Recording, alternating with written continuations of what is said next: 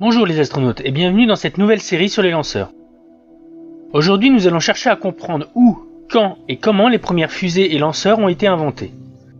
N'hésitez pas à dire en commentaire ce que vous pensez de la vidéo, à lâcher un pouce bleu, à la partager et à vous abonner si vous ne voulez pas louper la suite des épisodes.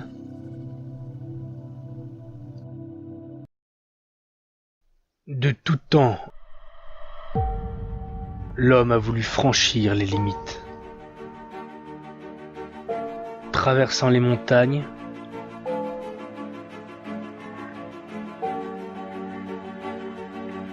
défiant les déserts,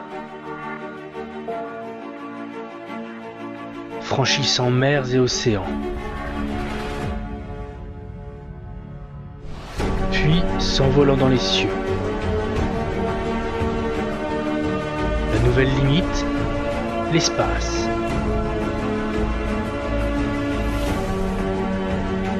Découvrons ensemble les outils qui nous ont permis de dépasser cette frontière.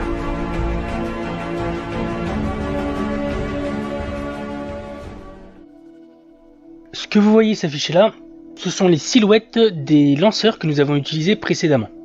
Des plus petits aux plus grands, voilà. Bon, il n'y a pas tout, mais il y a une bonne partie.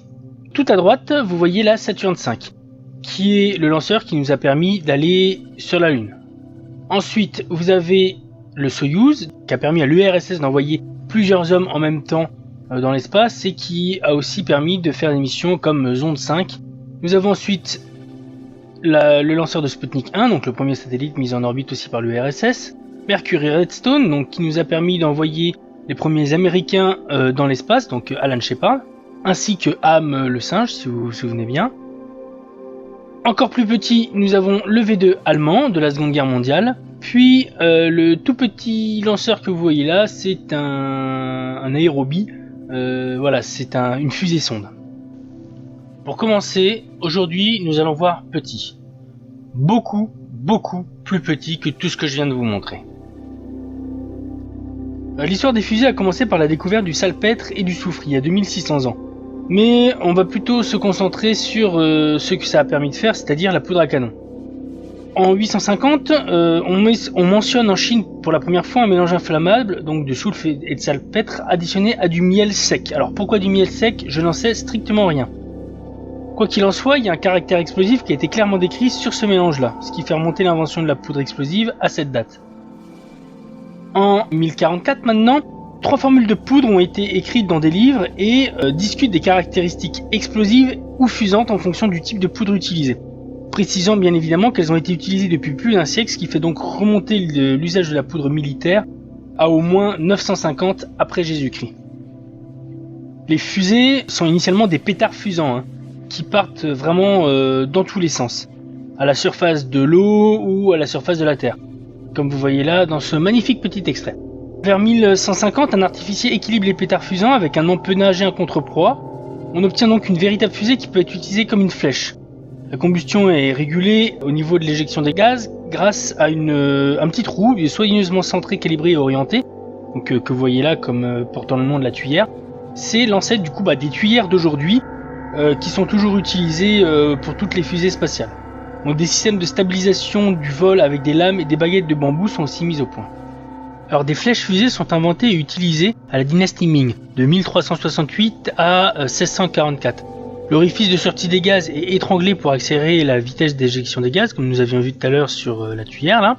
Le principe de réaction-action qui est toujours utilisé aujourd'hui, c'est la troisième loi de Newton, est concrétisé par un tube en bambou ou de carton empli de poudre percée en son arrière. On allume la mèche et la flèche est tirée par un arc. La portée devient beaucoup plus grande et atteint à peu près 1 km. Ce sont des fusées toutes simples à un seul étage. En 1594-1640, il y a une autre sorte de fusée qui arrive, qui est la première à embarquer une charge utile avec un deuxième étage. Le tube est rempli de petites fusées explosives, donc considérées comme le second étage, et qui constitue aussi la charge utile. Donc elle part à une altitude d'à peu près 1 km, 1 km 5, puis ça met le feu automatiquement aux petites fusées explosives de la charge utile, qui sont expulsées par la bouche de bambou et vont exploser vers l'ennemi. Le nom de cette fusée à 2 étages porte le nom de dragon de feu sortant de l'eau. De 1368 à 1644, les Chinois inventent la fusée à 2 étages, à charge utile et à récupération du lanceur. Ouais, c'est pas une blague. La charge utile est fixée à l'extrémité d'un lanceur doté de 2 propulseurs montés en sens opposé. Une fois que le premier propulseur a amené la charge utile qui est larguée sur l'ennemi, elle allume le second propulseur qui ramène la fusée à son pas de tir.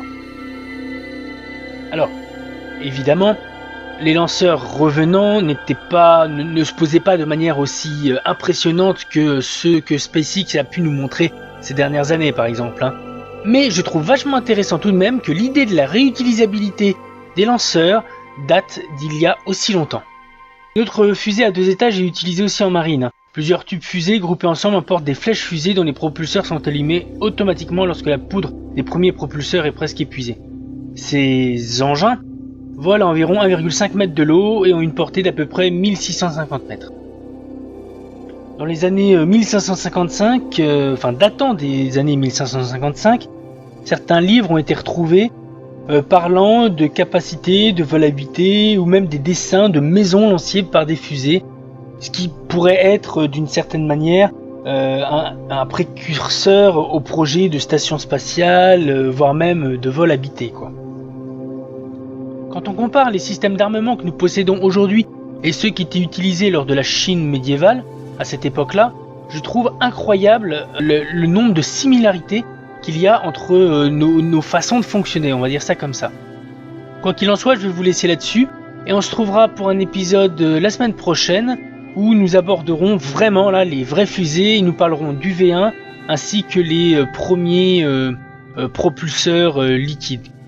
En espérant que cette vidéo vous aura plu, n'hésitez pas à lâcher un like si vous l'avez aimé, à partager si vous connaissez des personnes que ça pourrait intéresser, commentez surtout, c'est un nouveau format donc j'ai besoin d'avoir des retours sur ce que je fais, si vous appréciez ou pas. Et je vous souhaite à tous un bon week-end et je vous dis à la semaine prochaine.